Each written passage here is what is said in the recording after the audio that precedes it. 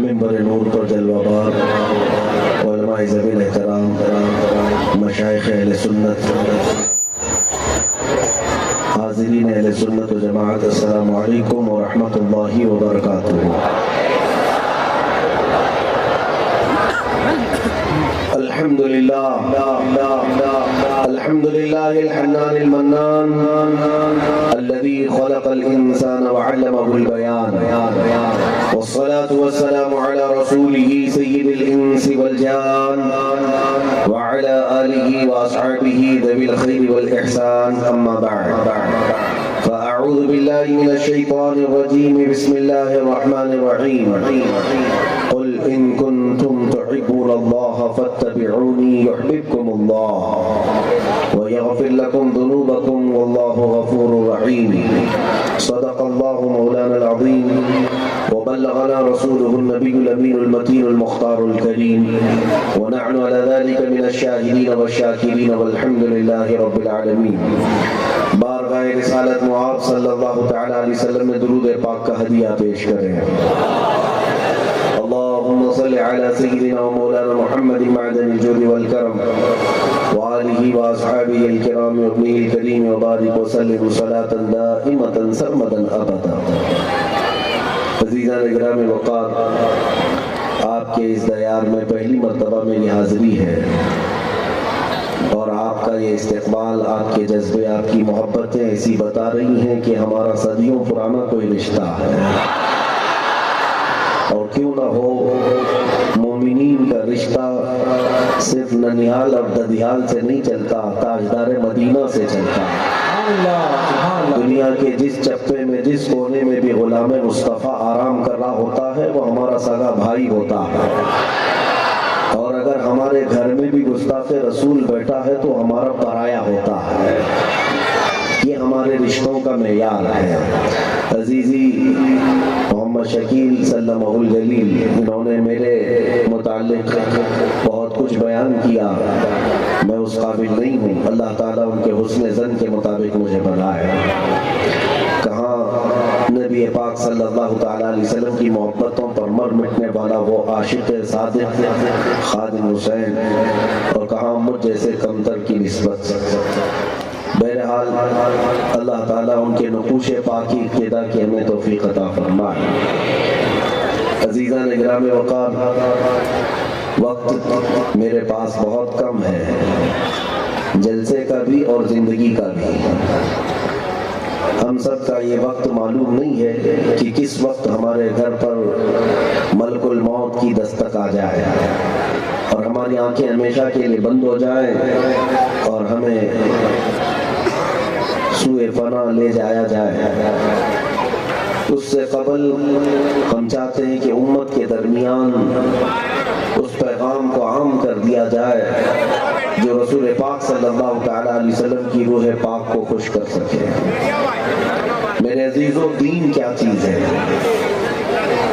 کیا ان ٹوپیوں کا نام دین ہے؟ کیا یہ داڑھیوں کا نام دین ہے؟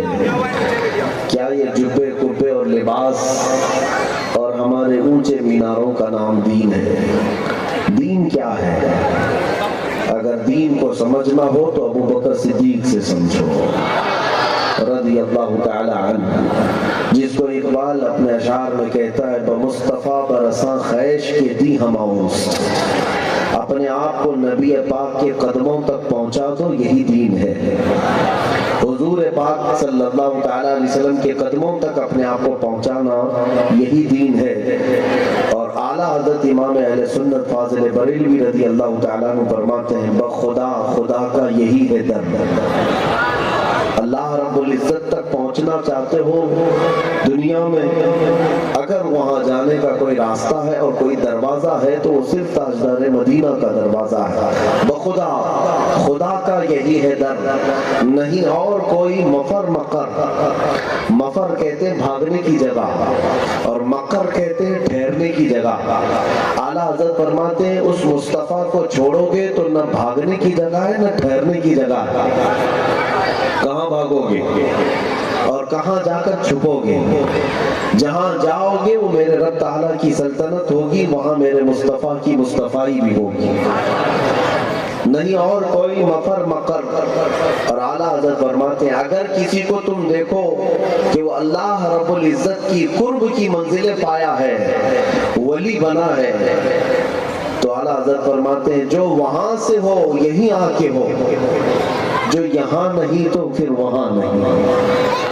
جو بھی ولی بنتا ہے وہ نبی پاک صلی اللہ تعالیٰ علیہ وسلم کو چھوڑ کر کبھی اللہ کا ولی ہو ہی نہیں سکتا, کیونکہ قرآن کا محکم فیصلہ ہے.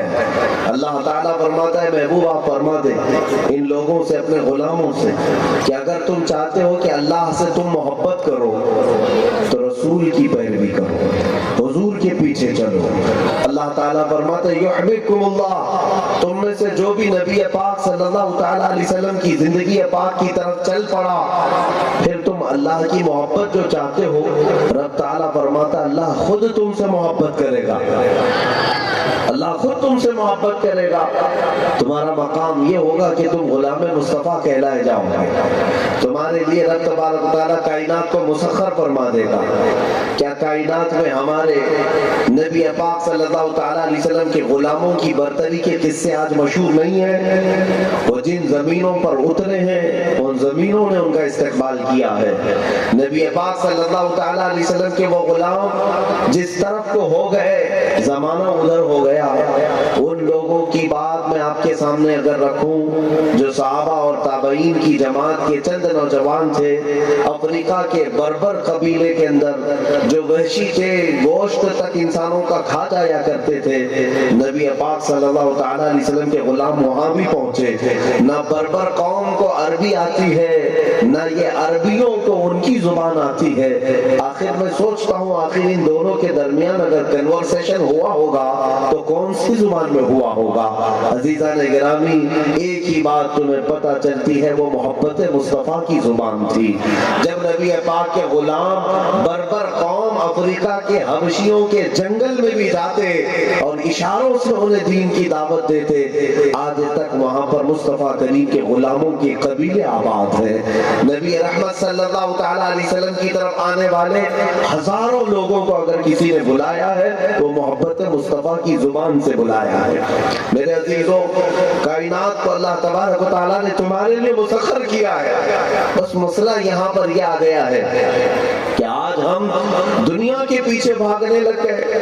ہمیں ایسا لگنے لگا کہ وقت ہمارے پاس کم ہے, جتنا ہو سکے جلد سے جلد کچھ کما لوں, کچھ گھر بنا لوں, جلد سے جلد میں دنیا کی پراپرٹی میں اپنے حصے داری کر لوں. ہوا یہ کہ تمہیں جس کے لیے بھیجا گیا تھا تم کسی اور کام میں لگ گئے, تم کسی اور کام میں لگ گئے. تمہیں رسول اللہ کی اطاعت کے لیے بھیجا گیا تھا, کیا تم نے بریلی کے امام کی زبان سے وہ نہیں سنا؟ حضور تاج الشریعہ بدر الطریقہ رحمۃ اللہ تعالیٰ علیہ نے اپنے آخری زمانے میں ایک میسج دیا تھا, زندگی یہ نہیں ہے کسی کی کسی کے لیے, زندگی ہے نبی کی نبی کے لیے, اور نہ سمجھ مرتے ہیں زندگی کے لیے, ارے جینا مرنا ہے سب کچھ نبی کے لیے. تم وہ لوگ نہیں ہو دنیا دار, دنیا پرست, اموال اور عیش و عشرت کے پیچھے بھاگنے والے. تمہاری یہ قسمت میں نہیں ہے میرے عزیزوں. تمہارے لیے اللہ تبارک و تعالیٰ نے جنت کے وہ عالی شان محلات بنائے جن کو آج تک نہ کسی کان نے دنیا میں سنا, ان نعمتوں کو نہ کسی آنکھ نے دیکھا ہے. وہ جنت کے محلات تمہارے انتظار میں ہیں اور تم 4 دن کے عیش کے لیے اپنے رسول کو پیچھے چھوڑ رہے ہو. رسول پاک صلی اللہ تعالیٰ علیہ وسلم کی اقتداء پر اتنا ہلکا سودا کرنے چل پڑے. مجھے بات آج یہاں یہی کہنی ہے میرے عزیزوں, دین جس کو تم سمجھ بیٹھے ہو, دین صرف ٹوپی اور داڑھی کا ہی نام نہیں ہے. شاعر نے بہت اچھے انداز میں کہا تھا, یہ شہادت گہے الفت میں ہے قدم رکھنا, لوگ آسان سمجھتے ہیں مسلمان ہونا. یہاں پر سب کچھ لٹا کر کے جب آتا ہے تو وہ مسلمان بنتا ہے. حضور پاک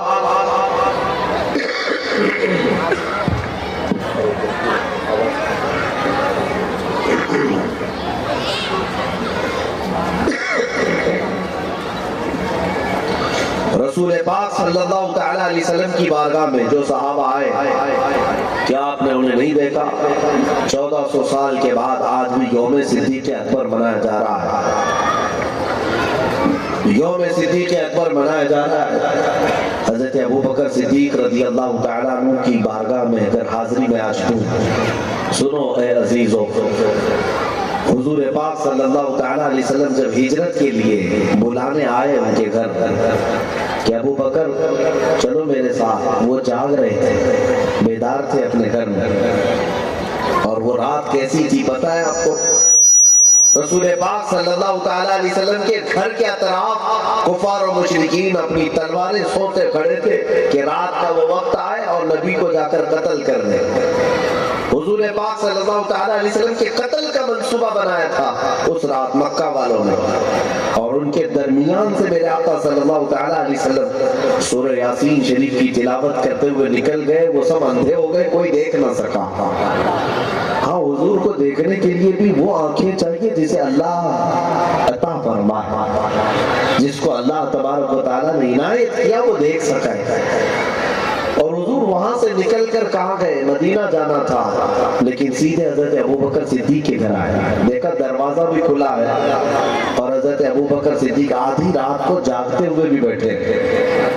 رسول پاک صلی اللہ تعالیٰ علیہ وسلم تشریف لائے، کہا ابو بکر اتنی رات گھر کا دروازہ بھی بند نہیں اور تم بھی جاگ رہے ہو؟ سنو میرے عزیزو، دین کیا ہے اور ایمان کیا ہے؟ حضرت ابو بکر صدیق کہتے یا رسول اللہ صلی اللہ علیہ وسلم، کچھ مہینوں قبل آپ نے ہی تو فرمایا تھا کہ اے ابو بکر ایک رات آئے گی جب اللہ مجھے مکہ سے ہجرت کرنے کا حکم دے گا۔ میں نے آپ سے پوچھا تھا یا رسول اللہ اگر اس رات آپ سفر پر جائیں گے اپنے ساتھ کس کو لے جائیں گے؟ آپ ہی نے تو فرمایا تھا ابو بکر تم میرے ساتھ رہو گے۔ یا رسول اللہ صلی اللہ تعالیٰ علیہ وسلم، کئی مہینے قبل کی یہ بات ہے، اس دن سے لے کر آج تک ابو بکر نے اپنے گھر کا دروازہ ہی نہیں بند کیا، اور نہ میں رات کو سوتا ہوں اس انتظار میں کہ نہ جانے وہ رات کب آئے گی جب میرا محبوب میرے گھر تشریف لائے گا۔ حضرت ابو بکر صدیق رضی اللہ تعالیٰ عنہ اٹھے اور حضور کے ساتھ نکل پڑے، اور وہاں سے غار ثور، لمبا واقعہ ہے آپ کو پتہ ہے، 5000 فٹ اونچا پہاڑ ہے جبل ثور، جس تک حضور پاک صلی اللہ تعالیٰ علیہ وسلم گئے تو کیسے گئے؟ روایتیں پڑھو میرے عزیزو، حضرت ابوبکر صدیق نے اپنے کندھوں پر حضور کو اٹھایا تھا اور ثور گئے، وہاں پر سارے سوراخوں کو بند کر دیا کہ کوئی کیڑا مکوڑا آ کر حضور کو ایذا نہ دے، اور ایک سانپ جو حضور کے دیدار کا مشتاق تھا حضرت ابوبکر صدیق کی ایڑی کو ڈسنے لگا، اس کا زہر چڑھ گیا۔ میرے عزیزو اب یہی میں بتاتا ہوں دین کیا ہے، ایمان کیا ہے۔ حضرت ابوبکر صدیق وہاں سے پیر نہیں ہٹاتے، پیر پیلا ہو گیا تھا، زہر سے بھر گیا تھا۔ پرانا سانپ جب کسی کو ڈس رہا ہو اور وہ پیر میں حرکت نہیں کرتا، صرف اس لیے کہ رسول خدا کے آرام میں خلل نہ ہونے پائے، میرے مصطفیٰ کریم صلی اللہ تعالیٰ علیہ وسلم کی محبت میں کوئی کمی نہ ہونے پائے۔ اور حضور اکرم صلی اللہ تعالیٰ علیہ وسلم خود بیدار ہوئے، کہا ابو بکر پیر ہٹاؤ، وہ سانپ ہمیں ایذا نہیں دے گا۔ رسول پاک صلی اللہ تعالیٰ علیہ وسلم کی زیارت کے لیے آیا، سانپ زیارت کیا اور واپس اسی سوراخ سے چلا گیا، لیکن جن کو کاٹا تھا وہ ابو بکر صدیق کا قدم، وہ تو زہر سے بھر گیا تھا، زہر سے بھر گیا تھا۔ حضور اکرم صلی اللہ تعالیٰ علیہ وسلم نے اپنا لعاب پاک ان کے پیر میں لگایا، سارا زہر ختم بھی ہو گیا، زہر اتر گیا۔ اب یہاں پر بات جو عرض کرنی ہے، سنو دین کیا ہے، ایمان کیا ہے۔ حضرت ابوبکر صدیق کے اس واقعے کو نقل کرتے ہوئے اعلیٰ حضرت امام اہل سنت فاضل بریلوی فرماتے ہیں، صدیق بلکہ غار میں جان ان پہ دے چکے، اور حفظ جان تو جان فروز غرر کی ہے۔ مطلب میں آپ کو سمجھاؤں، کسی شخص پر ایک ہی وقت میں 2 فرض جمع ہو جائیں، کون سا فرض ادا کرنا چاہیے؟ ایک ہی وقت میں 2 فرض آ گئے آپ پر، کون سے فرض کو ادا کریں؟ یہ مسئلہ ہے، اعلیٰ حضرت رضی اللہ تعالیٰ عنہ نے اس کو فتاوی رضویہ شریف میں بھی لکھا ہے۔ ایک وقت میں 2 فرض جمع ہو گئے، کون سے فرض کو ادا کرے گا؟ اب وہ کیسے بتاتا ہوں۔ جان کی حفاظت کرنا فرض ہے، جان کی حفاظت کرنا فرض ہے۔ سیم اسی طرح کا ایک اور واقعہ سن لو، پھر میں اس پر آتا ہوں۔ حضرت علی کرم اللہ وجہہ الکریم، جن کی عصر کی نماز چھوٹ رہی تھی اور حضور ان کے زانوں پر آرام کر رہے تھے، سورج ڈوب گیا تھا، پتہ ہے نا؟ ہر سنی مسلمان کو تو پتہ ہوگا یہ، کیونکہ شق القمر اور رد شمس کا معجزہ اگر سنی کو معلوم نہیں تو پھر کس کو معلوم؟ حضرت علی رضی اللہ تعالیٰ عنہ کی عصر کی نماز گئی، چھوٹ گئی، قضا ہو گئی، سورج ڈوب چکا ہے۔ سورج ڈوبنے کے بعد عصر کی نماز ہو سکتی ہے؟ نبی پاک صلی اللہ تعالیٰ علیہ وسلم بیدار ہوئے اور حضور پاک صلی اللہ تعالیٰ علیہ وسلم نے اپنی انگلی کے اشارے سے سورج کو پھر عصر کے مقام پر پہنچا۔ علی تم نماز پڑھ لو، نماز پڑھ لیا حضرت علی رضی اللہ تعالیٰ عنہ۔ حضرت ابوبکر صدیق نے سانپ ڈسوایا پیر میں، زہر چڑھ گیا، لیکن انتقال نہیں ہوا، موت نہیں آئی، کیونکہ جس کے لیے انہوں نے زہر برداشت کیا اسی نبی رحمت نے زہر کو کافور بھی کیا۔ حضرت علی خاموش رہے، عصر کی نماز چھوٹ گئی لیکن ہمیشہ کے لیے نہیں چھوٹی۔ جب رسول پاک بیدار ہوئے تو وہ عصر کی نماز واپس پھر سے لوٹائے۔ اب سنیے، ان پر بھی ایک فرض چھوٹ رہا ہے، ان کے اوپر بھی ایک فرض چھوٹ رہا ہے۔ حضرت علی کی عصر کی نماز ہمارے تمہاری نمازوں کی طرح نہیں، وہ فاتح خیبر حیدر کرار شیر خدا کی نماز ہے، جس کی کوئی نماز قضا نہیں، لیکن ایک نماز قضا ہو رہی ہے، فرض ہے نا؟ حضرت علی پر نماز فرض ہے، حضرت ابوبکر صدیق پر جان بچانا فرض ہے۔ حضرت ابوبکر صدیق، سارے مسلمان سنو، بڑا فرض ہے جان بچانا۔ جان بچی تو پھر ساری عبادتیں کر سکو گے، جان ہی نہیں بچی تو کیا عبادت کرو؟ ہر مسلمان کے لیے اپنی جان بچانا فرض ہے، لیکن حضرت ابوبکر صدیق نہ اپنی جان بچا رہے، نہ حضرت علی اپنی نماز بچا رہے۔ ادھر بھی فرض چھوٹ رہا ہے، ادھر بھی فرض چھوٹ رہا ہے۔ اس مسئلے کا حل کیا ہے؟ اعلیٰ حضرت فرماتے ہیں دو فرض ایک جگہ جمع ہو گئے تھے۔ حضرت ابوبکر صدیق کے اوپر دو فرض تھے، ایک ان کی جان بچانا اور ایک عزت رسول بچانا۔ حضرت علی پر بھی ایک ساتھ دو فرض جمع ہو گئے تھے، ایک اپنی نماز بچانا، ایک اپنے محبوب کی نیند بچانا۔ تو جب ایک شخص پر ایک ہی وقت میں دو فرض جمع ہو جائیں تو عمل کون سے فرض پر کرے گا؟ اعلیٰ حضرت فرماتے ہیں اس فرض پر عمل کرے گا جو سب سے اعلیٰ ہوگا۔ تو صدیق اکبر نے بھی بتایا جان بچانا یہ ادنا فرض ہے، عزت رسول بچانا اعلیٰ فرض ہے۔ حضرت علی نے بھی بتایا عصر کی نماز بچانا یہ ادنا فرض ہے، رسول اللہ کے آرام کی فکر کرنا یہ اعلیٰ فرض ہے۔ اعلیٰ حضرت اب اپنے اشعار میں کہتے ہیں صدیق بلکہ غار میں جان ان پہ دے چکے، حفظ جان تو جان فروز غرر کی ہے، مولا علی نے واری تیری نیند پہ نماز۔ یا رسول اللہ، مولا علی نے واری تیری نیند پر نماز، وہ بھی نماز عصر جو سب سے اعلیٰ خطر کی ہے۔ اب آگے کیا ہوا؟ تو نے انہیں جان اور انہیں پھیر دی نماز۔ یا رسول اللہ، تو نے انہیں جان اور انہیں پھیر دی نماز، پر وہ تو کر چکے جو کرنی بشر کی ہے۔ ثابت ہوا کہ جملہ فرائض فرو ہے، اصل الاصول بندگی استاجور کی ہے۔ سمجھ میں آیا دین کیا ہے، ایمان کیا ہے؟ اللہ کی سرتاب قدم شان ہے یہ، انسان ہی انسان وہ انسان ہے یہ۔ قرآن تو ایمان بتاتا ہے انہیں اور ایمان یہ کہتا ہے میری جان ہے یہ۔ عزیزان گرامی، جان ایمان کا نام رسول مختار ہے، جان کائنات کا نام محمد رسول اللہ ہے۔ آج میں اتنی بات تم سے کہنے آیا ہوں، اگر سمجھ لو تو وقت ہے، اگر نبی پاک صلی اللہ تعالیٰ علیہ وسلم کی طرف پلٹ آئے اور ان کی عزت کی فکر کرنے لگ گئے تو پھر وہ دن دور نہیں جب تمہاری کوئی ہوئی عزتیں واپس تمہیں پلٹا دی جائیں گی۔ آج مسئلہ صرف اتنا ہی ہے، اقبال سے پوچھا گیا تھا ہم تو خیر امت ہیں، ہم تو دنیا میں رسول کی امت بن کر کے آئے، ہم نے خیبر کو اکھاڑا ہے، ہم نے بدر میں آئے ہوئے ہزاروں کو پچھاڑا ہے، ہم نے خندق والوں کے اور ان کے برخچے اڑائے. ہم نے خیبر کے سے لے کر کے بیت المقدس تک فتح کیا. ہم نے قیصر و کسریٰ کو فتح کیا. خانہ کعبہ پر جھنڈے گاڑے. دنیا کے چھپے چھپے پر اسلام کے پرچم لہرائے. لیکن آج ہو کیا گیا؟ ہم کروڑوں کی تعداد میں ہیں, ڈرے سہمے ہیں اور دبکے ہوئے ہیں. نہ جانے ادھر سے کوئی موت کا پیغام لے کر آئے, کہیں ادھر سے کوئی پھانسی کا پھندا لے آئے. یہ ڈر اور خوف کا ماحول ان کروڑوں کے بیچ میں آیا کیسے؟ وہ 313 نہتے, پیروں میں چپل نہیں, لیکن بڑی طاقتوں سے بھی گھبرایا نہیں کرتے تھے, خوف نہیں کھایا کرتے تھے.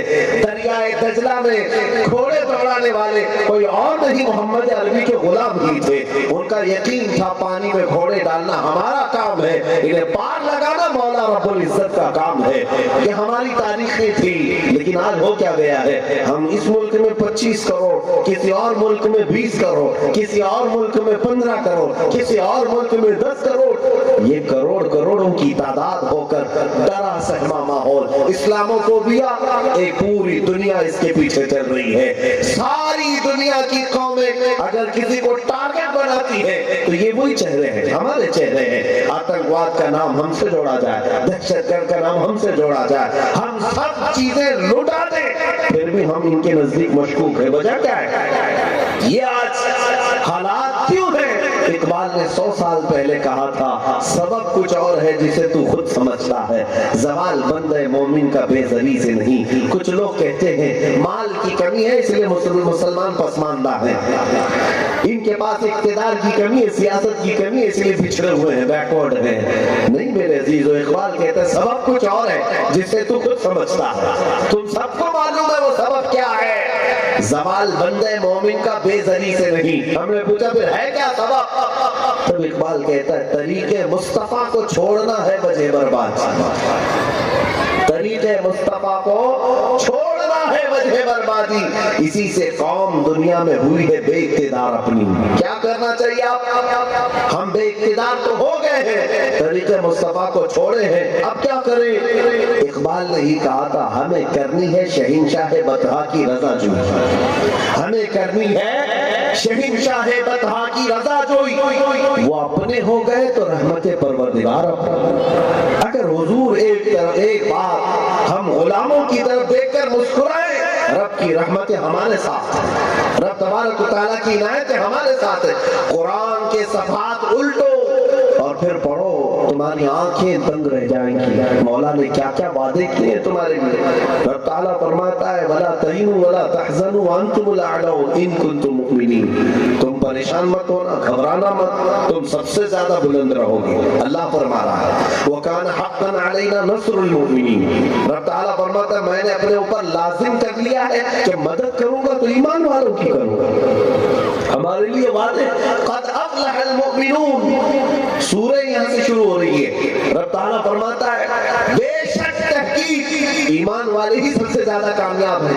لیکن سوال یہ آتا ہے قرآن تو جگہ جگہ کامیابیوں کی بات کر رہا ہے, بلندیوں کی بات کر رہا ہے. اب اگر کوئی عام مسلمان قرآن کو پکڑ کر کوئی جھجھوڑے اور کہے کہ قرآن بتا کون سی کامیابی کی تو بات کر رہا ہے. آج تو جگہ جگہ میں ٹھوکروں پر ہوں, ہماری مسجدیں ان کے کگار پر, لٹے کے کگار پر ہیں, ہماری درگاہیں ہماری خانقاہیں برباد کی جا رہی اور ہمارے بچے قتل کیے جاتے ہیں, مارے جاتے, پیٹے جاتے ہیں, اور قرآن تو کہتا ہے سر بلند ہو, تم سب سے زیادہ کامیاب رہو گے. آخر کیا بات ہے؟ قرآن کیا جھوٹ کہہ سکتا ہے؟ لا ریب فیہ, اس میں شروع میں ہی کہہ دیا رب تعالیٰ نے ذالک الکتاب لا ریب فیہ, یہ وہ کتاب ہے جس میں شک کی گنجائش بھی نہیں, جو کہے گا وہ حق بات کہے گا. رب تبارک و تعالیٰ کا قول ہے. اب مسئلہ سمجھ میں آنا چاہیے میرے عزیز.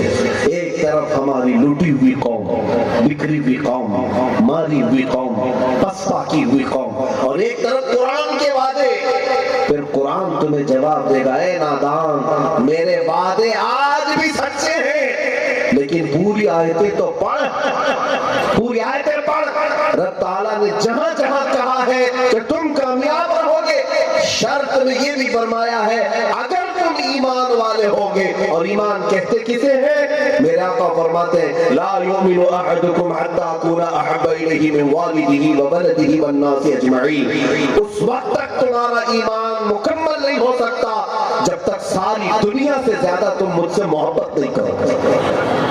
جب تک حضور کے دربار تک نہیں پہنچ پاتے ایمان کمپلیٹ نہیں، اور ایمان نہیں تو اللہ کی مدد کہاں سے، رب تبارک تعالیٰ کی نصرت کہاں سے؟ اسی لیے میرے عزیزو آج سر جوڑ کر بہت دیگر مسائل پر زیادہ غور و فکر کرنے کی بجائے ایک مسئلے پر غور و فکر کرو، کیسے میں نبی پاک صلی اللہ تعالیٰ علیہ وسلم کی غلامی میں اپنی زندگی وقف کر سکتا ہوں، اور کیسے میں نبی پاک کی عزت پر پہرا دے سکتا ہوں، حفاظت کر سکتا ہوں۔ بس اتنی فکر نوجوان کرنے لگ جائے، پھر دیکھے ایک وقت آئے گا جب تم بھی پکار کر کہو گے، جگہ جگہ تمہارے لیے لوگ پلکیں بچھا رہے ہوں گے، عزتوں سے تمہیں پکارا جا رہا ہوگا، ساری جگہ تمہارے لیے استقبال ہوں گے۔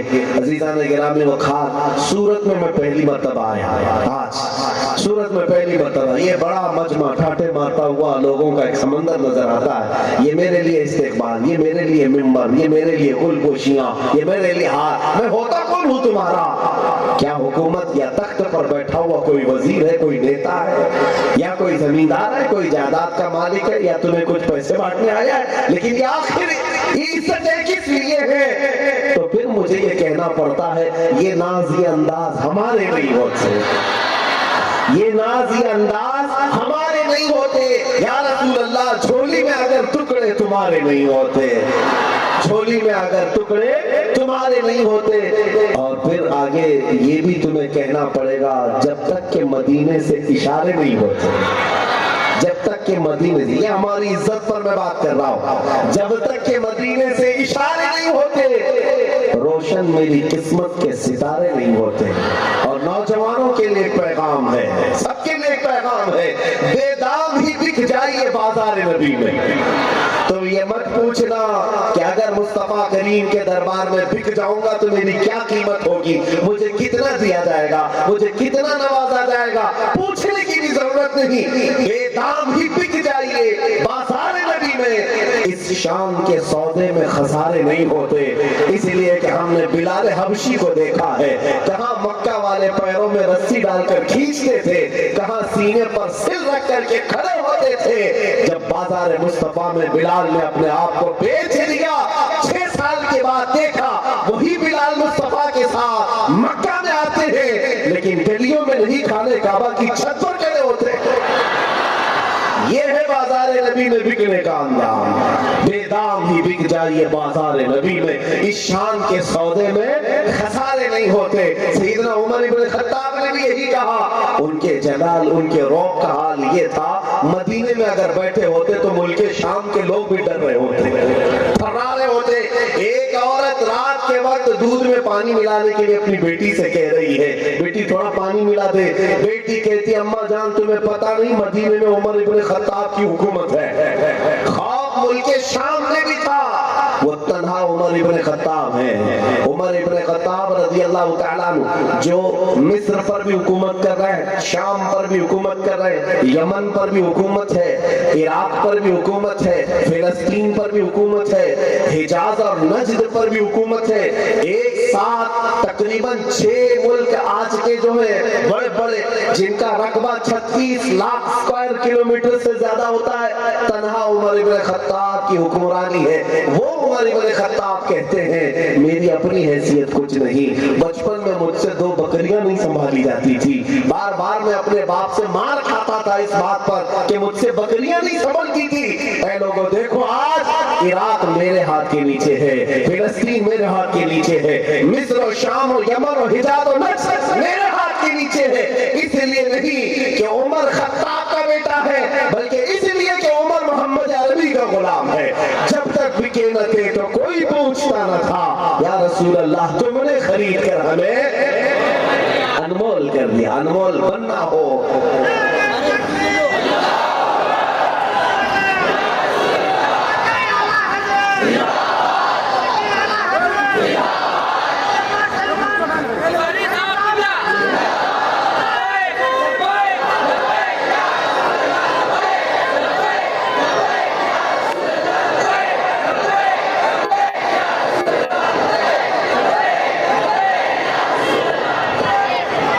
صرف اتنی ہے، بات صرف اتنی، ہم کہنے آئے ہیں، بڑی باتیں نہیں ہیں ہماری، اب ہم نے یہی سوچا ہے کہ حضور پاک کی امت ہے اور ان کے سامنے اگر بات ہو تو صرف حضور کی بات، اور تم بھی اپنا مزاج یہی بناؤ کہ زندگی اب اگر سنوں گا تو صرف میرے مصطفیٰ کو سنوں گا، اس سے بڑی کوئی ذات ہے تمہارے پاس؟ نہ پیر کی ذات ہے، نہ ولی کی ذات ہے، نہ صحابی کی ذات ہے، نہ تابعی کی ذات ہے، بلکہ اللہ کا وہ حبیب جس کے ہر تذکرے میں عبادت ہے۔ حضور پاک صلی اللہ تعالیٰ علیہ وسلم کا ذکر جب تک کرو عبادت ہی ہے، اور رب تبارک و تعالیٰ کا قرب حاصل کرنا ہے تو رسول کو راضی کرو۔ اسی لیے اعلیٰ حضرت نے اس نقطے کو سمجھ لیا تھا، پوری زندگی اگر کسی بات پر لگائی ہے تو صرف مدحت مصطفیٰ پر لگائی ہے۔ اٹھاؤ ہدایت کے بخشش پڑھ کے تو دیکھو، اٹھاؤ اس ایک امام وقت کے مجدد کے پاس اور بھی تو کام ہوں گے، دوسرے کام ہوں گے، لیکن آپ دیکھیں اللہ تعالیٰ نے اشعار پر قدرت اور ندرت انہیں ایسی عطا کی تھی، چاہتے تو اپنے زمانے کے ایک بڑے متغزل بنتے، غزلی اشعار لکھتے، وقت کے غالب، وقت کے اقبال، وقت کے اور بھی دیگر بڑے بڑے جو شعراء ہیں جنہوں نے اپنے غزلیہ اشعار میں اپنی ایک حکومت بنائی، لیکن قربان جاؤں بریلی کے تاجدار پر، جس نے قلم اٹھایا تو کسی محبوبہ کی رعنائیوں پر کبھی نہیں لکھا، کبھی نہ اس کی زلفوں پر، نہ کبھی اس کی آنکھوں پر، نہ کبھی اس کے خط و خال پر، بلکہ جب بھی قلم اٹھاتے تو صرف اور صرف مدینے والے کی تعریف۔ کسی نے آ کر ایک بار ان کو گلاب پیش کیا، کہا گلاب قبول کر لے، بڑا اچھا پھول ہوتا ہے، اور سے دیکھا اور کہا اس کی کیا حیثیت، یہ صبح کھلتا ہے شام میں مرجھا جاتا ہے، میں اس گلاب سے محبت کرتا ہوں جو کبھی نہیں مرجھاتا۔ اور اس کے بعد پھول ہی تو دیا تھا کسی نے، پھول کا ذکر کیا آ گیا اور عاشق کو اپنا پھول یاد آ گیا، اور پھر لکھنا شروع کر دیا، سرتاب قدم ہے تن سلطان زمن پھول، لب پھول، دہن پھول، زخم پھول، بدن پھول، اللہ جو مل جائے میرے گل کا پسینہ، مانگے نہ کبھی عطر نہ پھر چاہے دلہن پھول، کیا بات رضا اس چمنستان کرم کی، زہرا ہے کلی جس میں حسین و حسن پھول۔ بات آتی ہے پھول کی تو صرف اور صرف پھول ان کو اگر نظر آتا ہے تو اسے مصطفیٰ کے چہرے میں نظر آتا ہے۔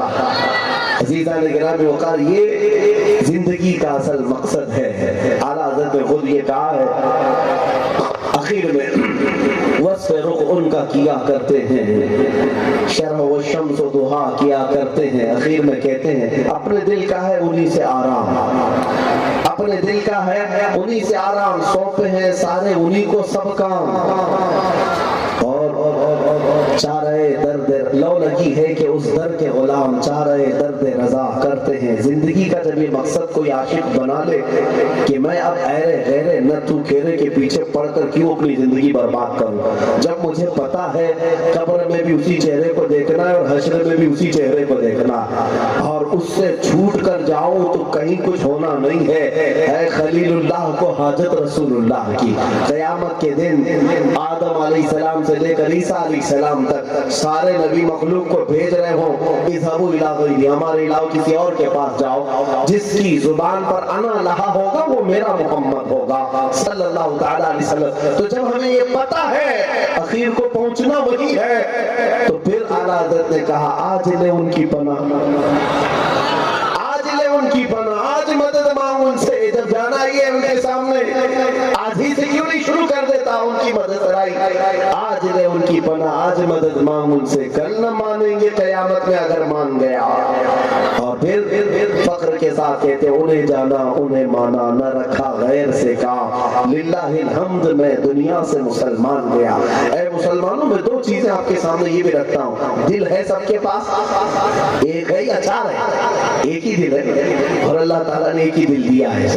ما جعل اللہ لرجل من قلبین فی جوفی، اللہ تعالیٰ نے کسی بھی مرد کو دو دل نہیں دیا، ایک ہی دل ہے سب کے پاس۔ لیکن دل ہے کیا چیز ہے؟ گوشت کا ایک ٹکڑا، اور سر بھی ہے تمہارے پاس، یہ دونوں کندھوں کے اوپر جو کدو نما نظر آ رہا ہے یہ کیا ہے؟ سر ہے اور گوشت کا ٹکڑا ہے، نام اس کا سر ہے اور سینے میں جو موجود ہے اس کا دل ہے، حقیقت میں گوشت کے لوتھڑے اور ٹکڑے ہی ہیں، اتنا ہی ہے۔ میرے عزیزو، اعلیٰ حضرت سے پوچھا گیا دل کسے کہتے ہیں اور سر کسے کہتے ہیں؟ دل کسے کہتے ہیں اور سر کسے کہتے ہیں؟ آپ کہتے ہیں دل ہے وہ دل جو تیری یاد سے معمور رہا، اسی کو دل کہتے ہیں۔ سچی بات ہے، دل ہے وہ دل جو تیری یاد سے معمور رہا، حضور کی یاد سے بھرا ہے تو اس کو دل کہیں گے۔ ورنہ بلے شاہ رحمۃ اللہ علیہ تو فرماتے ہیں جس دل میں حضور کی محبت نہیں اس دل میں کتے رہتے ہیں،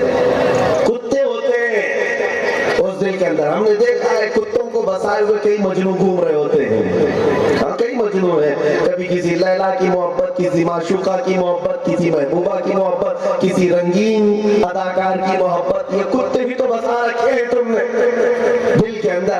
ہاں ایک دل اللہ نے دیا ہے، ایسے ویسے کے ہاتھ مت دو جو روز اپنے شوہر بدلتے ہو، ایسی لیلا کے ہاتھ میں مت دو جو روز اپنا گھر بدلتی ہو۔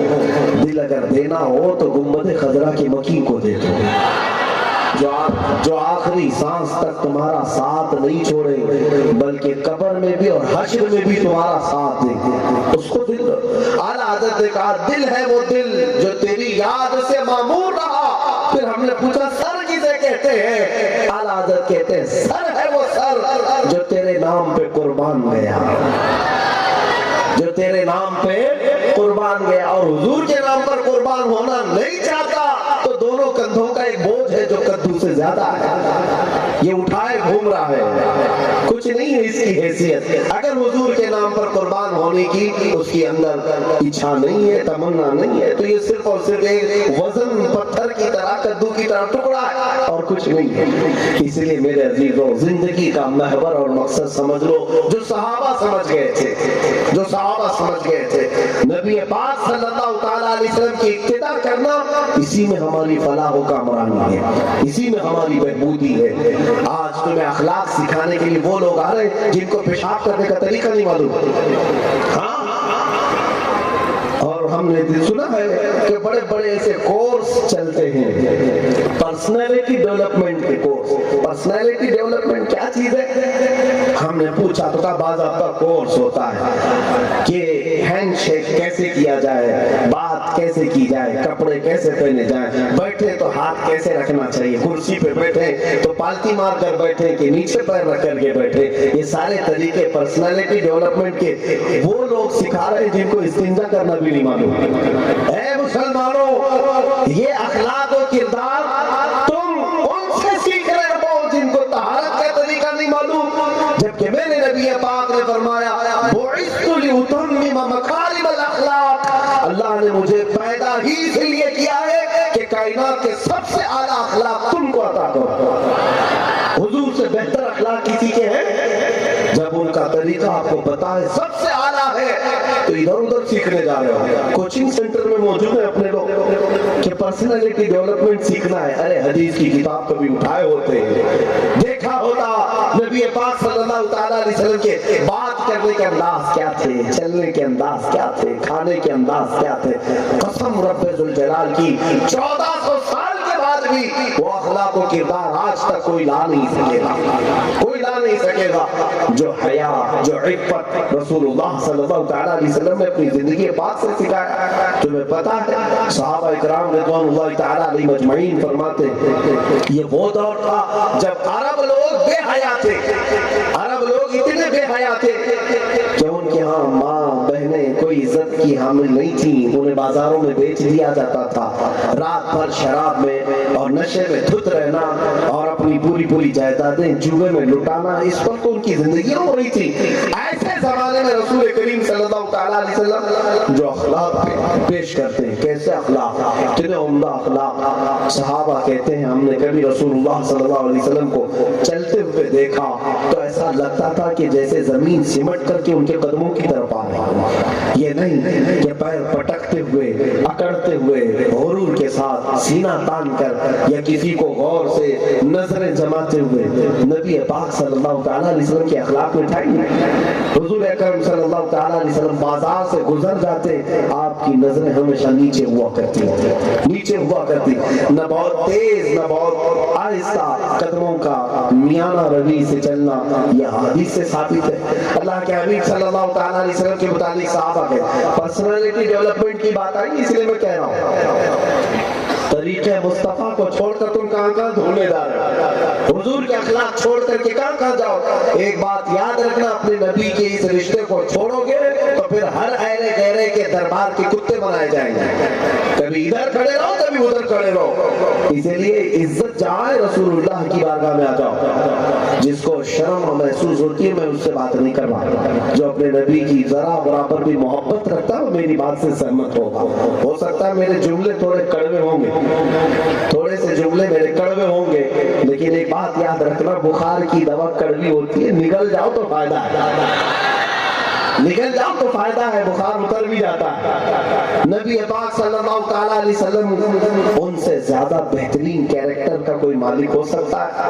اخلاق و کردار. صحابہ کہتے ہیں حضور بچوں کو بھی سلام کرتے تھے، بڑوں کو بھی سلام کرتے تھے، سلام میں پہل کیا کرتے تھے. کبھی آپ کو حضور اکرم صلی اللہ تعالیٰ علیہ وسلم کو بچوں کو مارتے ہوئے یا عورتوں پر سختی کرتے ہوئے صحابہ نے نہیں دیکھا. میرے حضور اکرم صلی اللہ تعالیٰ علیہ وسلم کے اخلاق تو یہ تھے کہ جب تجارت سے واپس آتے تو سارے بچے حضور سے لٹک جاتے، کوئی جبہ پکڑ کر، کوئی ہاتھ پکڑ کر. نبی پاک صلی اللہ تعالیٰ علیہ وسلم سب کو ساتھ لے کر اپنے گھر تک آتے. تجارت سے کچھ چیزیں لائے ہوتے تو ان کو تقسیم کرتے. وہ حضور کے اپنے بیٹے نہیں تھے، محلے کے تھے، دوسروں کے تھے، لیکن نبی پاک صلی اللہ تعالیٰ علیہ وسلم ان کے ساتھ یہ والہانہ محبت. ایک بار حضور کا گزر کسی جگہ سے ہو رہا، چند بچے کھڑے 8 سال 9 سال کی عمر کے ہوں گے یا اس سے آس پاس کی عمر کے. اس میں ایک بچہ ہے جن کا نام ابو محذورہ ہے، توجہ چاہتا ہوں، ابو محذورہ ہے. دوسرے بچے ابو محذورہ سے کہتے ہیں ابو محذورہ بلال اذان کیسے دیتے ذرا دکھاؤ. وہ نقل کرنے میں ماہر تھے ابو محذورہ، نقل کرنے میں کچھ لوگ کرتے ہیں اس کی نقل، اس کی نقل، آوازوں کی نقل کرنے میں. تو ابو محذورہ بچوں کے سامنے کھڑے ہو کر نقل کر رہے تھے. بلال جب مسجد نبوی میں اذان دیتے تو اس طرح سے اذان دیتے ہیں، اللہ اکبر اللہ اکبر، کھینچ کر کے کہہ رہے تھے. حضور کا گزر وہاں سے ہو رہا تھا اور ابو محذورہ نے حضور کو دیکھا نہیں، وہ اپنی نقالی میں لگے ہوئے اور بچے سامنے ہنس رہے. نبی پاک صلی اللہ تعالی وسلم سیدھے پیچھے آ کر کھڑے ہو گئے. کیا کیا؟ کیا میرے ایک صحابی کی نقل کر رہا ہے؟ مارا، پکڑا. حضور خاموش کھڑے رہے اور دوسرے بچوں نے دیکھ لیا، وہ ڈر کر سہم گئے، پتہ نہیں اب کیا ہوگا. ابو محذورہ تو اپنے کام میں لگے ہوئے، بلال یوں کہتے، بلال یوں کہتے، بلال یوں کہتے، بلال یوں کہتے. تھوڑی دیر کے بعد جب رسول پاک صلی اللہ تعالیٰ علیہ وسلم کی خوشبو محسوس ہوئی، پلٹ کر کے دیکھا تو ڈر کر خوف کے مارے کانپنے لگے. کہا یا رسول اللہ معاف کر دے، یا رسول اللہ معاف کر دے، یا رسول اللہ معاف کر دے. ان دوستوں نے مجھے کہا اس لیے میں کہہ رہا تھا. نبی پاک صلی اللہ تعالیٰ علیہ وسلم نے نہ غضب کا نہ غصے کا بلکہ کوئی اظہار نہ فرما کر ان کو پکڑا اور واپس لے آئے اور مسجد نبوی میں کھڑا کیا اور کہا یہاں سے اب اذان دو. جانتے ہیں نبی پاک صلی اللہ تعالیٰ علیہ وسلم کی اس بچے پر ایک عنایت کا اثر یہ تھا، ابو محذورہ اس وقت سے لے کر حرم پاک میں 60 سال تک صرف اذان ہی دیتے رہے، اذان ہی دیتے رہے. نبی پاک صلی اللہ تعالیٰ علیہ وسلم کے اخلاق و کردار کی بات کرتے. عزیزان گرامی، ایک بار حضور بیٹھے ہوئے بچوں کے درمیان میں، بہت سارے بچے کھیل رہے. ایک بچے کا باپ آیا، اس نے اپنے بچے کو بیٹا کہہ کر بلایا، بیٹا ادھر آ جا. نبی پاک صلی اللہ علیہ وسلم نے اس شخص کو بلایا، کہا تو اپنے بچے کو بیٹا کہہ کر کے مت بلا، اس کا نام لے کر بلا. کہا کہ حضور پیار سے بیٹا ہی تو کہتے ہیں ہر کوئی اپنے بچے. حضور نے فرمایا یقیناً تیرا بیٹا ہے، گھر میں بیٹا کہہ کر پکار، اس لیے کہ یہاں بہت سارے یتیم بچے کھیل رہے ہیں. اگر تو بیٹا کہے گا تو انہیں اپنا باپ یاد آئے گا. انہیں بیٹا کون کہے گا؟ جو ان بچوں کے بھی درد کو محسوس کرنے والے، کہ اعلیٰ اخلاق کے مالک، اعلیٰ اخلاق کے مالک. تم آج پرسنالٹی ڈیولپمنٹ کے چکر میں پتہ نہیں کس کے غلام ہو گئے. نبی رحمت صلی اللہ تعالیٰ علیہ وسلم کی ذات کو پڑھا کر نہیں. مسجد نبوی شریف کے باہر کھڑے ہیں، ایک عورت آ رہی ہے. وہ عورت مدینے میں مشہور ہے، جس کا دماغی توازن کھویا ہوا، جس کو سن کی کہتے ہیں، ہوش و آواز نہیں رہتے، جو منہ میں آئے بک کھینچتے چلے جائیں، اور وہ عورت جیسی آتی لوگ راستہ کاٹ لیتے تھے. اب بک بک شروع کریں گے، کچھ بھی بولے، الٹا سیدھا کچھ بھی بولتی رہے. وہ عورت آ رہی ہے، حضور پاک صلی اللہ تعالیٰ علیہ وسلم اپنے صحابہ کے ساتھ مسجد نبوی کے دروازے پر کھڑے ہیں. جیسی وہ عورت آنے لگی، صحابہ نے حضور کو گھیرے میں لے لیا کہ یہ آئے گی پریشان کرے گی، حضور کو کہیں تکلیف نہ ہو. تو وہ قریب سے قریب آتی رہی، صحابہ اور گھیرا بناتے چلے گئے. حضور نے فرمایا ہٹو، چھوڑ دو اس کو آنے دو. صحابہ نے کہا یا رسول اللہ صلی اللہ تعالیٰ علیہ وسلم، وہ دماغی توازن کی صحیح عورت نہیں، بولتی ہے تو بولتی چلی جاتی ہے، اور کیا بولتی اسے اندازہ نہیں ہوتا، کہیں وہ آپ کی بے ادبی نہ کرے، کہیں وہ ایذا نہ دے. حضور نے فرمایا آنے دو اس کو. صحابہ پھر روک رہے تھے، یا رسول اللہ صلی اللہ علیہ وسلم اس عورت کو آنے نہ دیں. سنو میرے عزیز، نبی پاک صلی اللہ تعالیٰ علیہ وسلم ارشاد فرماتے ہیں، اے میرے صحابہ، مجھے معلوم ہے وہ عورت، مجھے پتا ہے پورے مدینے میں اس کی کوئی بات نہیں سنتا. مجھے بتاؤ اگر میں بھی نہ سنوں تو وہ کس کو سنائے گی؟ اگر میں بھی نہ سنوں تو وہ کس سے بات کرے گی؟ وہ عورت آئی، بات کرتی رہی، بات کرتی رہی، کرتی رہی، جس کا دماغی توازن صحیح نہیں. حضور اس کی باتیں ایسے سن رہے تھے جیسے کسی دانشور کی بات سنی جاتی ہے. نہ چہرے پر اکتاہٹ ہے، نہ ملال ہے، کہیں ایسا اشارہ بھی نہیں کہ میں تم سے تھک چکا ہوں. ایک بات کو دہرائی جا رہی، دہرائی جا رہی ہے. اس نبی رحمت سے اعلیٰ اخلاق لا سکو گے تم؟ یہاں لوگوں کے حال یہ ہے، چند پیسوں کی چربی کیا آئی، وہ غریبوں سے تو مسافر کو بھی گھر برداشت نہیں کرتے. کسی غریب کے گھر قدم رکھنے کی ان کی کبھی نوبت بھی نہیں آنے دیتے.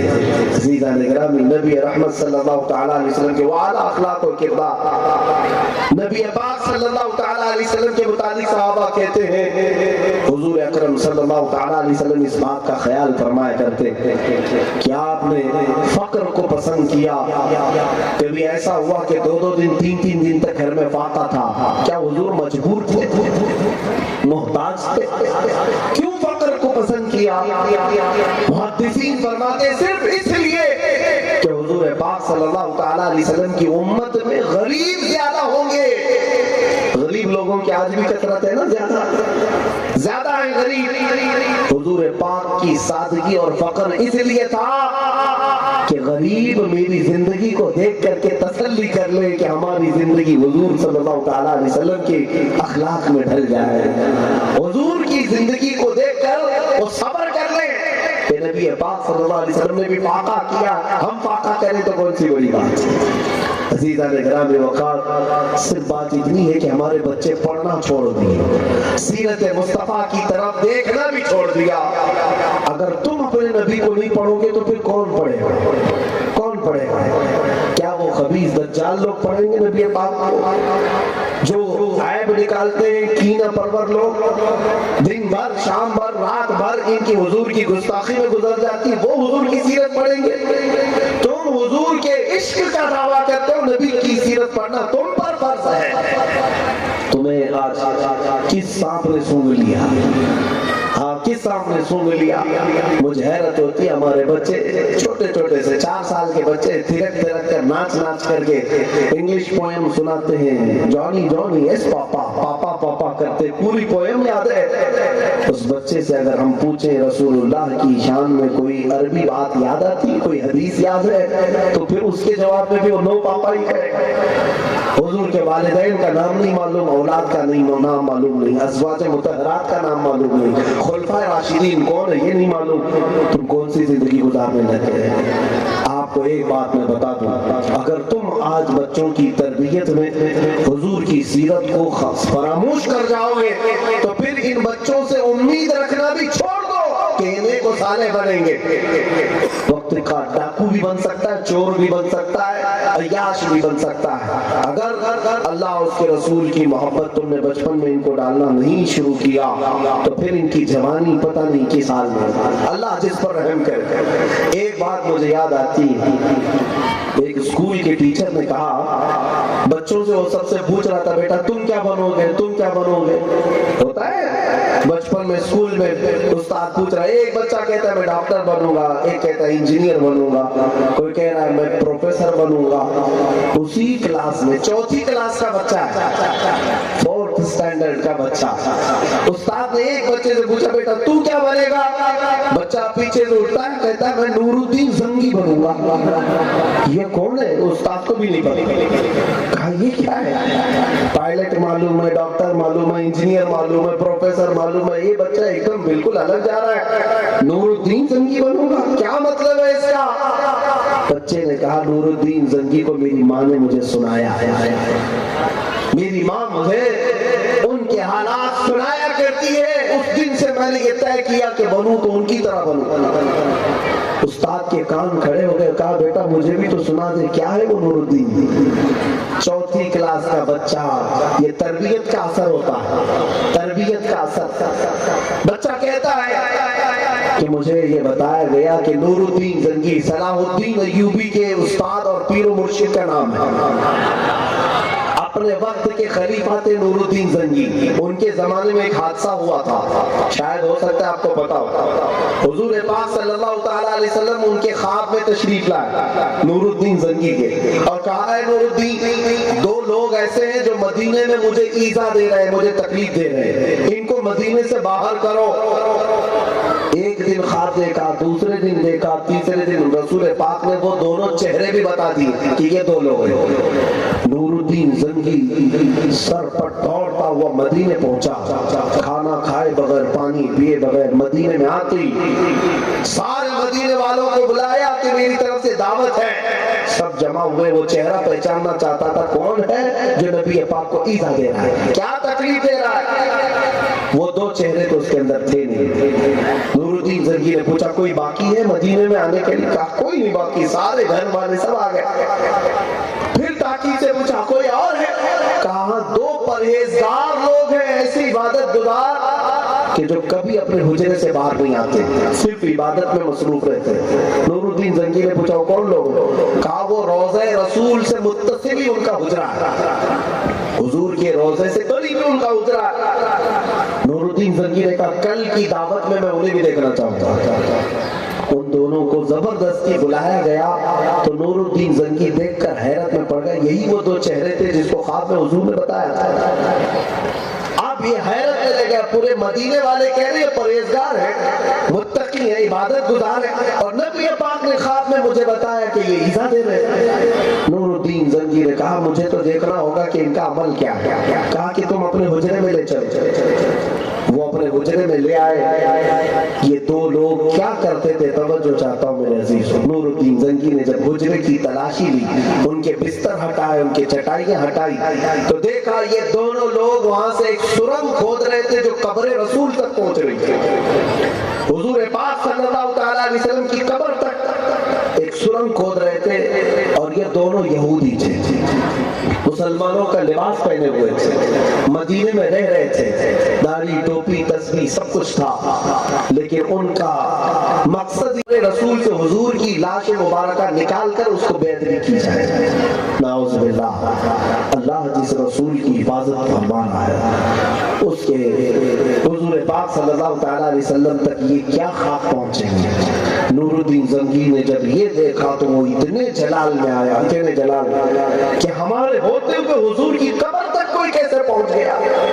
फिर उन दोनों को ऐसी सख्त सजा दी कि मदीने वाले तारीख में हमेशा याद रखेंगे, हमेशा याद। उन दोनों को बहुत सख्त तरीन सजाएं दी गई, मौत के घाट उतार दिया गया। फिर नूरुद्दीन जंगी ने सीसा पिघला कर कब्र रसूल के इर्द गिर्द 16 गज अंदर और ऊपर दीवार बनाई, जो दीवार आज तक कायम है।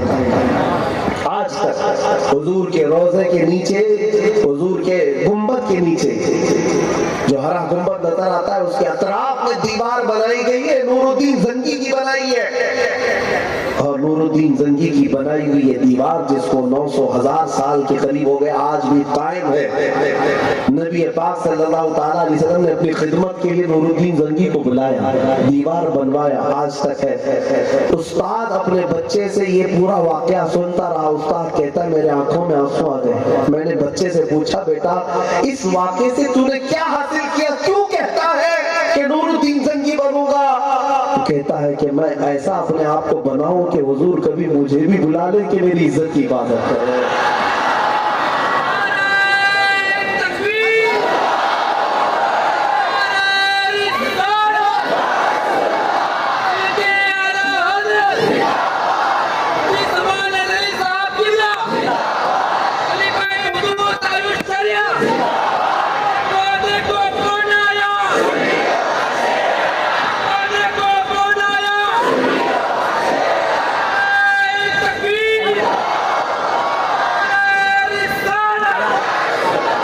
عزیزان گرامی وقار، کاش ہمارے ہر ماں اور ہر باپ اپنے بچوں کو یہ بتائے ہوتے کہ بیٹا بننا ہو تو ایسا بنو کہ حضور اسے خود اپنی بارگاہ میں پسند کرے، رسول پاک صلی اللہ تعالیٰ علیہ وسلم اپنے دربار میں پسند کرے. کیا آج کے زمانے میں کوئی یہ بچہ بچپن میں نیت کر کے کیوں نہیں اٹھتا کہ میں اگر بنوں کچھ تو اعلیٰ حضرت کا خادم بن کر کے اٹھوں گا، خادم احمد رضا بن کر اٹھوں گا. اس بچے کو بتاؤ اس لیے بننا بیٹا کہ زندگی بھر اگر ہو سکتا ہے اپنے بھی اور غیر بھی تانا مارتے رہے، تمہارا جینا تنگ کرتے رہے، خوف نہ کرنا.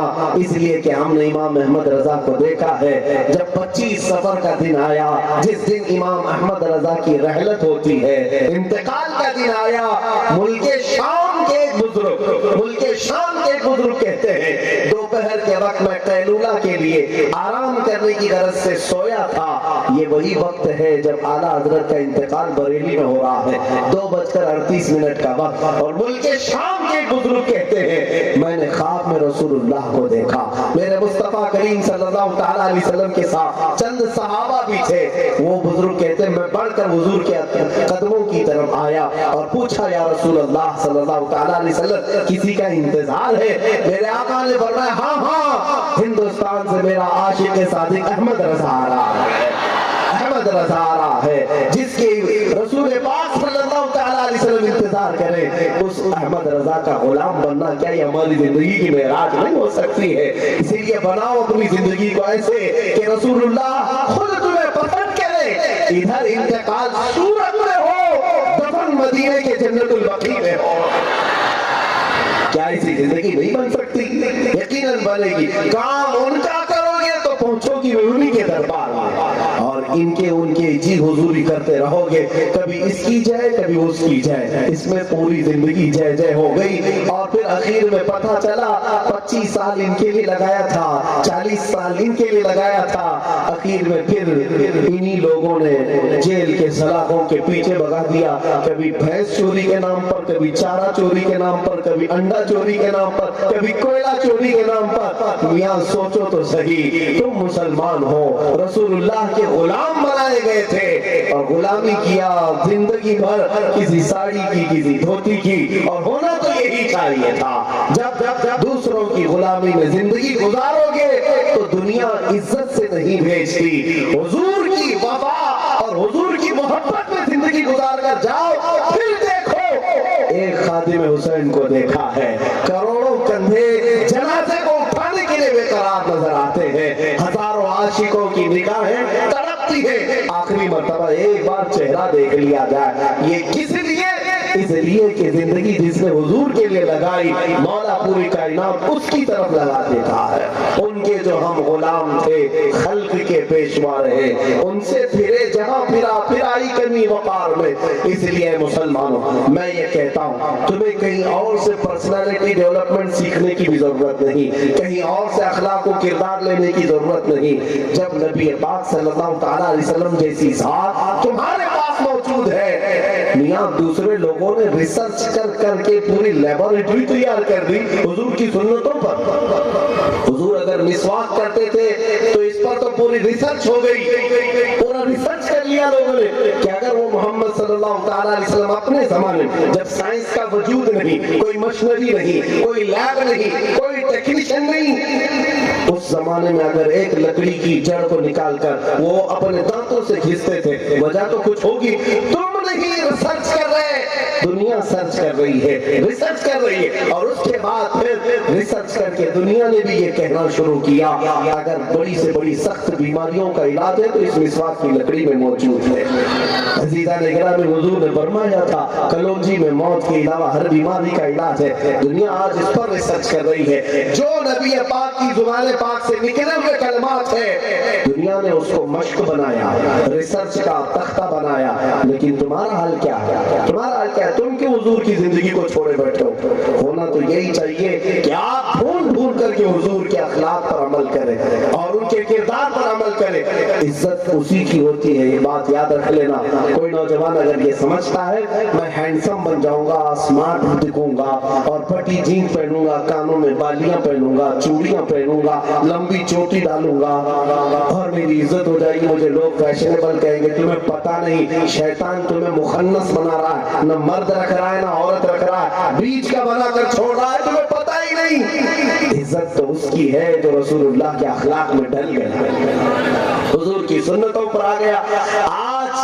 آج دیکھا ہے، ہم نے دیکھا ہے، تم نے ہو سکتا ہے اس کو مذاق سمجھا ہوگا، میرے عزیزوں ہم نے دیکھا ہے رسول اللہ صلی اللہ تعالیٰ علیہ وسلم کے اخلاق پر عمل کرنے والے وہ نوجوان جن کو داڑھی کبھی چبھتی ہے اور کبھی ٹوپی وزن لگتی ہے، تم چھپا لو، تم کاٹ لو، یہ سوچ کر کے کہ چار لوگوں میں میری عزت بنی رہے گی، خاک عزت بنی رہے گی۔ حضور کی سنتیں سجانے والے کو صبح اور شام اللہ کے فرشتے سلام بھیجا کرتے ہیں۔ تمہیں پتا بھی ہے اللہ کے فرشتے سلام بھیجتے۔ ایک صحابی ایسے تھے جن کی داڑھی کا ایک ہی بال آیا تھا اور آیا ہی نہیں تھا، حضور دیکھتے تو ان کو ہنستے سے مسکراتے تھے، ان کو ایسا لگا کہ حضور صلی اللہ تعالیٰ علیہ وسلم مجھے دیکھ کر ہنستے، شاید یہ کوئی اچھی چیز نہیں، جا کر کاٹ آئے۔ حضور پاک صلی اللہ تعالیٰ علیہ وسلم اس دن سے ان کی طرف دیکھ ہی نہیں رہی، حضور نے دیکھ رہا ہی نہیں چاہا۔ تو صحابی آئے، کہا حضور خطا ہو گئی میری، معاف فرمائے۔ کہا کہ تم نے وہ کیوں کاٹ دیا؟ انہوں نے کہا آپ روزانہ دیکھ کر ہنستے تھے تو میں سمجھا شاید یہ بری لگتی ہو آپ کو، اس نے کاٹ دیا۔ حضور پاک صلی اللہ تعالیٰ علیہ وسلم نے فرمایا میرے عزیز بری لگنے کی وجہ نہیں، میں جب بھی تمہارے چہرے کو دیکھتا فرشتے اس پر جھولا جھول رہے ہوتے تھے، میں اس بات کو دیکھ کر مسکراتا تھا کہ اللہ تبارک و تعالیٰ نے تمہیں یہ انعام دیا اور تم اس کو لے جا کر کے پھینکا۔ اے نوجوانوں، اے میرے عزیزوں، کہاں تک تم نبی پاک صلی اللہ تعالیٰ علیہ وسلم کے اخلاق کو چھوڑ کر بھاگو گے؟ ایک دن تو تمہیں جانا ہے، اس قبر کی کالی رات میں تمہیں پہنچنا ہی، اندھیری رات پہنچو گے، کیا کرو گے مجھے بتاؤ؟ جب تمہارے بھائی، تمہارے رشتہ دار، تمہارے عزیز دوست چھوٹی سی قبر میں دبا کر اوپر تختیاں بند کر کے آ جاتے، کھڑکی بھی نہیں، سوراخ بھی نہیں، چٹائی بھی نہیں، تکیا بھی نہیں، اوڑھنا بھی نہیں، بچھونا بھی نہیں، کچھ نہیں، اور نہ ہی تمہارے کوئی جیب نہ پیسہ، ایسے بے یار و مددگار چھوڑ آتے، کسی کو پکارو گے اس دن قبر کی اس تنہائی میں؟ کسی کو بلاؤ گے؟ ہاں پکارو گے۔ یہ حدیث پاک میں ملتا ہے، اپنے رشتہ داروں کو پکارتا رہتا ہے، مر کر قبر میں جانے والا اس دن پکارتا رہتا ہے لیکن کسی کو سنائی نہیں دیتا۔ لیکن یہ سارے لوگ تھک ہار کر کے مٹی ڈال کر چلے جاتے ہیں گھر پر، اور وہ تو اپنے کھانے پینے میں مصروف ہو گئے، جن کے لیے تو نے اپنا سب کچھ بدل لیا تھا وہ تیری قبر پر ایک گھنٹہ بیٹھنے کو بھی تیار نہیں، وہ تیرے ساتھ رات بتانے کو بھی تیار نہیں۔ کون بتائے گا؟ چند آنسوؤں کے قطروں کے علاوہ تیرے ساتھ یہ دنیا کیا دے سکے گی؟ لیکن تمہیں پتا ہے اس قبر کی تنہائی میں، اس قبر کی اندھیری رات میں منکر نکیر جب آتے ہیں، نیلی آنکھیں، کالا چہرہ، دانتوں سے پھاڑتے ہوئے زمین، قبر کے سخت ترین سوالات کرنے کے لیے، تمہیں اندازہ بھی نہیں منکر نکیر کے آنے سے پہلے تاجدار مدینہ تشریف لاتے ہیں، اپنے غلاموں کی قبر میں تشریف لاتے ہیں۔ حضور پاک صلی اللہ تعالیٰ علیہ وسلم کے متعلق بزرگوں نے فرمایا منکر نکیر سے میرے آقا فرماتے ہیں اسے آہستہ جگہ میری محبت میں تھک کر کے آیا ہے۔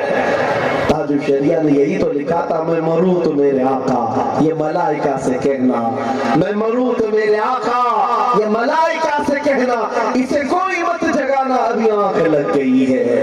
یہ صرف ان کے لیے ہے جو محبت مصطفیٰ میں دنیا سے جاتے ہیں۔ اسی لیے نیازی نے کہا تھا دیکھ تو نیازی ذرا سو گیا کہ دیوانہ، یہ صرف محبت مصطفیٰ میں مرنے والوں کے لیے ہے۔ دنیا میں بات کرتا تھا تو نبی کی کرتا تھا، چلتا پھرتا تھا تو نبی کے اخلاق کی طرح، اس کے لیے شاعر نے کہا دیکھ تو نیازی ذرا سو گیا کہ دیوانہ ان کی یاد میں شاید آنکھ لگ گئی ہوگی. اور کسی عاشق رسول نے یہ بھی کہا میرے جنازے پہ رونے والوں فریب میں ہو بغور دیکھو. یہ کون سے جنازے کہتے ہیں؟ میں نے بریلی شریف میں وارث علوم اعلیٰ حضرت تاج الشریعہ کا جنازہ دیکھا. 48 گھنٹے کے بعد جنازہ جا رہا ہے اپنی قبر کی طرف، لیکن جسم صحیح سلامت ہے. اور ایسے جیسے زندوں کے جسم کو ہاتھ لگانے پر لگتا ہے ماں تو مردے کڑک ہو جاتے ہیں، روح نکلنے کے بعد کڑک ہو جاتا ہے. میں خود موجود رہا جنازے کے ساتھ ساتھ، جسم اسی طرح ملائم رہا جیسے زندگی میں تھا. ہم نے خدمت کی ہے اپنے پیر و مرشد کی، ہمیں پتہ ہے ہاتھوں کو بھی تھاما ہے پیروں کو بھی تھاما ہے، لیکن وفات کے بعد دیکھا وہی کیفیت ہے. 48 گھنٹے کے بعد میرے عزیزوں اس شان سے وہ اپنی آخری منزل کی طرف جا رہے تھے کہ اتنی شان سے کوئی دولہا بھی اپنی بارات میں نہیں جاتا. ہزاروں لاکھوں لوگوں کی آنکھوں میں آنسو چھوڑ کر جب ایک عاشق رسول جاتا ہے ہم تو یہ سوچتے ہیں انتقال ہو گیا انتقال ہو گیا، لیکن وہ عاشق رسول جو جا رہا ہوتا ہے وہ اپنی خاموش زبان سے لوگوں سے یہ کہہ رہا ہوتا ہے میرے جنازے پہ رونے والوں بغور دیکھو فریب میں ہو، دھوکے میں ہو تم. میرے جنازے پہ رونے والوں فریب میں ہو بغور دیکھو، مرا نہیں ہوں مرا نہیں ہوں. غم نبی میں لباس ہستی بدل گیا، غم نبی میں لباس ہستی بدل گیا ہوں. کیوں؟ اس لیے کہ ایک مومن یہاں جب تک جیتا ہے جینا تنگ ہو جاتا ہے. کوئی وہ تانا مار رہا ہے کوئی یہ تانا مار رہا ہے، سب کے ساتھ ہے. اور ایک عاشق کے ساتھی جب دنیا سے جاتا ہے تو سکون کی نیند سونے جاتا ہے، اس لیے جاتا ہے کہ اب وہاں جانے کے بعد اگر کچھ دیکھنا ہے تو صرف چہرے مصطفیٰ کو دیکھنا ہے. اب تو پائے ناز سے اے فرشتوں کیوں اٹھوں، مر کے پہنچا ہوں یہاں اس دل ربا کے واسطے. اخیر میں کہتا ہوں اے میرے عزیزوں کیا آج میری اس تقریر کے بعد اپنا یہ عزم اپنا یہ حوصلہ بناؤ گے کہ اب ان آنکھوں میں مجھے کسی لیلا کو نہیں سمانا ہے، ان آنکھوں میں اگر کسی کا جمال بسانا ہے تو مکین گنبد خضرا کا جمال بسانا ہے، جس کو رب تعالیٰ نے ایسی صورت دی ہے ایسی سیرت دی ہے کہ جس کو حسان بن ثابت کہتے ہیں وَأَحْسَنُ مِنْكَ لَمْ تَرَ قَطُّ عَيْنِي وَأَجْمَلُ مِنْكَ لَمْ تَلِدِ النِّسَاءُ. اے رسول پاک آپ سے زیادہ حسین میری آنکھوں نے دیکھا نہیں، آپ سے زیادہ خوبصورت کسی ماں نے آج تک جنا ہی نہیں. یہ صحابہ کہتے تھے اے مسلمانوں بتاؤ کیا اپنی آنکھوں سے اس جمال کو دیکھنا پسند کرو گے، اس جمال مصطفیٰ کی آس لے کر روز رات سو گے؟ یہ کہتے ہوئے آج کے بعد سے سونا بستر پر جا کر کے یا رسول اللہ میرے آقا آؤ کہ مدت ہوئی ہے تیری راہ میں اکھیاں بچھاتے بچھاتے. سنا ہے آپ ہر عاشق کے گھر تشریف لاتے ہیں، میرے گھر میں بھی ہو جائے چراغاں یا رسول اللہ، میرے گھر میں بھی ہو جائے چراغاں یا رسول اللہ. اس لیے میں یہ بات عرض کر رہا ہوں کہ اس چہرے کو جس نے ایک بار دیکھا وہ دنیا کے حسن کو بھلا دیا، دنیا کے دھوکوں میں پھر کبھی نہیں آیا. اسی لیے میں آج صورت والوں سے کہتا ہوں کہ اللہ تعالیٰ نے تمہیں صورت میں بسایا ہے تو مصطفیٰ کریم کی صورت تم اپنی آنکھوں میں بسا لو. نبی پاک صلی اللہ تعالیٰ علیہ وسلم کی صورت بسانے کے لیے کرنا کیا چاہیے؟ عاشقوں کو پڑھنا چاہیے، محبین کو پڑھنا چاہیے. ایرے غیرے نتھو کھیلے کی بات مت کرو، ان کتوں کو جو بھونکتے ہوئے سنتے ہو، کبھی دلی کے پریس کلب میں بیٹھ کر کوئی پاکھنڈی بھونک رہا ہے، کبھی ہریدوار میں بیٹھ کر کے ان کی باتوں پر نہ جاؤ. یہ ایسے برساتی کیڑے ہیں جو موسم کے ساتھ نکلتے ہیں اور پھر اپنے سوراخوں میں بجھ بھی جاتے ہیں. مصطفیٰ کریم صلی اللہ تعالیٰ علیہ وسلم کے ذکر کا حال یہ ہے ان پاکھنڈیوں کو ہم نے آج دیکھا، تم آج نہ جانے کتنے باپوں سے پیدا ہوئے اور ابھی ان قریب ختم بھی ہو جائیں گے، لیکن میرے نبی کا حال یہ ہے رہے گا یہ بھی ان کا چرچا رہے گا، رہے گا یہ بھی ان کا چرچا رہے گا. ارے پڑے خاک ہو جائے جل جانے والے یا رسول اللہ تو گھٹا ایسے کسی کے نہ گھٹا ہے نہ گھٹے گا جب بنائے تجھے اللہ تعالیٰ تیرا. اور ان خبیثوں کو ان ملعونوں کو ان دجالوں کو میں یہ کہتا ہوں تم کیا تمہارے بڑی پیڑیاں تمہارے باپ دادا وہ سب اس شیر میں آ گئے، مٹ گئے مٹتے ہیں مٹ جائیں گے آدھا تیرے یا رسول اللہ، مٹ گئے مٹنے نہ مٹا ہے نہ مٹے گا کبھی، نہ مٹا ہے نہ مٹے گا کبھی یا رسول اللہ ورفعنا لک ذکرک کہہ کر مولا تعالیٰ نے جب میرے نبی پاک کو بلند کیا، اب آؤ کہاں ان گستاخوں کا ذکر کرے، کہاں ان کمینوں اور دجالوں ان پاکھنڈیوں کا اس پاکیزہ محفل میں ذکر کرے۔ ہم تو اہل دل ہیں، مدینے کی بات کرتے ہیں، ہمارا حال یہ ہے ہم کہتے ہیں کہ صبا نہ چھیڑ ابھی سنبل و گلاب کا ذکر، اور شاید نے کہا نہ مائے کا ذکر، ہم تو شرابی لوگ نہیں ہیں، کبابی لوگ نہیں ہیں، نہ مائے کا ذکر نہ پینے کی بات کرتے ہیں، ہم اہل دل ہیں، مدینے کی بات کرتے ہیں۔ صبا نہ چھیڑ ابھی سنبل و گلاب کا ذکر، ہم اپنے نبی کے پسینے کی بات کرتے ہیں۔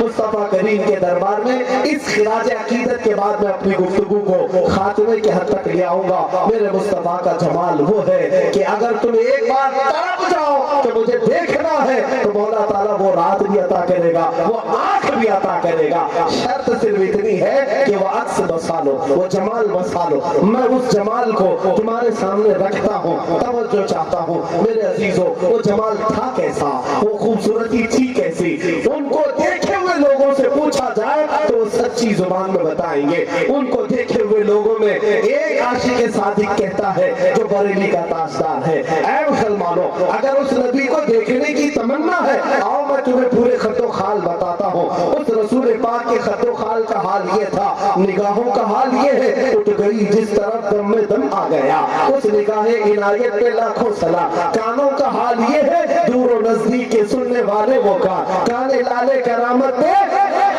اور زبان کا حال یہ ہے، وہ زبان جس کو سب کن کی کنجی کہے، اس کی نافذ حکومت پہ لاکھوں سلام۔ ارے ہونٹوں کا حال یہ ہے، پتلی پتلی گلے قدس کی پتیاں، ان لبوں کی نزاکت پہ لاکھوں سلام۔ ارے پیشانی کا حال یہ ہے، جس کے ماتھے رہا، جس کے ماتھے شفاعت کا صحرا رہا، اور پھر اس جبین سعادت پہ لاکھوں سلام۔ اور بھووں کا حال یہ ہے، کیسی بھویں تھی، کیسی ابرویں تھی، کہتے ہیں بریلی کے عاشق کہ جس کے سجدے کو محراب کعبہ چھکی، ان بھووں کی لطافت پہ لاکھوں سلام۔ اس رسول رحمت کے ہاتھ یہ تھے، ہاتھ جس سمت اٹھا غنی کر دیا، موج بحر سماحت پہ لاکھوں سلام۔ پیٹ کا حال یہ ہے، کل جہاں ملک اور جو کی روٹی غذا، اس شکم کی قناعت پہ لاکھوں سلام۔ پاؤں کا حال یہ ہے، کھائی قرآن خاک گزر کی قسم، اس کفے پاک کی حرمت پہ لاکھوں سلام۔ ہم نے پوچھا اس بریلی و امام کو